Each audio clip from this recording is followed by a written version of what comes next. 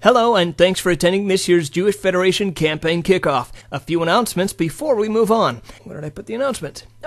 Soon, you will be receiving this year's pledge card. Not only will it come in a fancy envelope, but it will be the vehicle by which you make your next gift. In other words, filling it out correctly would be helpful. Now, for the approximately 50% of you who have never filled out a pledge card before, it usually works like this. You choose the amount you'd like to give, you write it down, you fill in your contact and payment information, and then you sign it. It's pretty simple. For the other 50% of you who are familiar with this practice, we'd still like you to pay attention as this is a brand new pledge card, meaning you've never filled one out quite like this before. You may think you know how to fill it out and want to get started. However, you'll notice we have cleverly not yet passed them out. That is because we went to the trouble to make this video and we'd like you to watch it.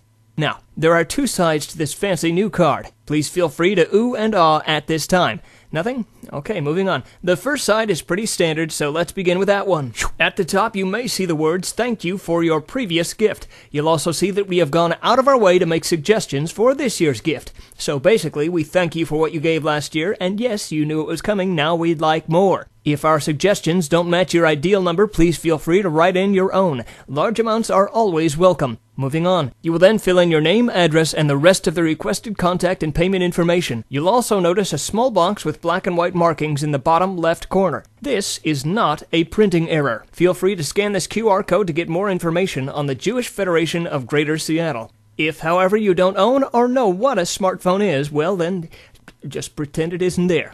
If you are still awake, we thank you. Now let's move on to side 2. On this side of the card, you may choose where you'd like your money to go. If you are a creature of habit, then you'll probably want to check off the box in the section at the top to give the way you've always given. If you're feeling a bit more adventurous and you'd like to customize your gift, then you'll want to direct your attention to both the yellow and green sections of the pledge card.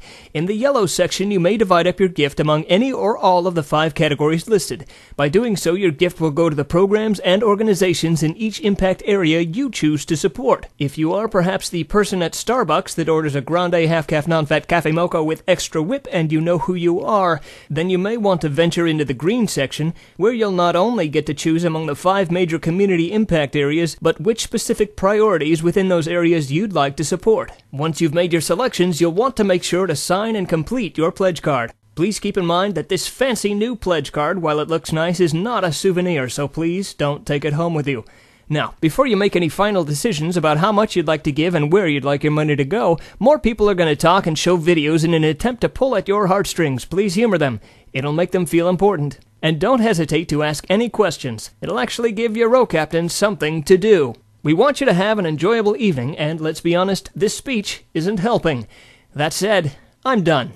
Thanks.